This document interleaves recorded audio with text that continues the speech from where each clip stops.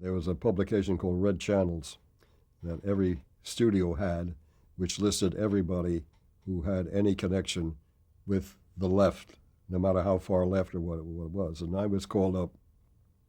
I was working at Columbia Pictures at the time by Harry Cohn, who very tough man, and to me a lot of fun because he was so tough. At any rate, he called me up because they found my name on a list. I had been working for something called the Hollywood Writers Mobilization, and the Hollywood Writers Mobilization was listed as a communist front group. And what the Hollywood Writers Mobilization was doing camp shows for the soldiers, and I was writing camp shows, and that's how, and I sat with Harry and told him all the facts, and that was the last I heard of it because he was strong enough that he could resist anything after that if he wanted to.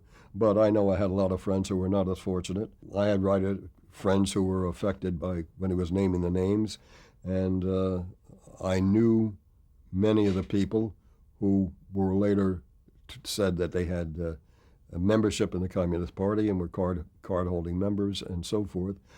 I found, as far as I knew, the people that I knew, they were liberals, and they may have been members of the party because they honestly felt, and we're talking Depression times and coming out of it, that any movement that helped the people was important to them, and that helped financial situation was important.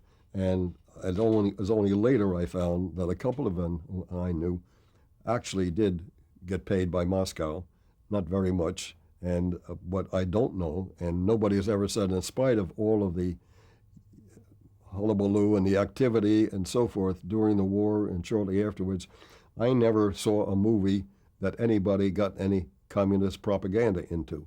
And it's a phony issue in a sense, because obviously movies were made to make money. And you want to make money, you're on the capitalist side no matter where, and your sympathies may lie someplace else. But the difficulty of getting anything to the screen, especially at that time, anything that was tinged by the Communist Party, and the fact that most of these people left the party when the Russians turned around, and it became the Cold War, and the truth about Stalin came out and so forth.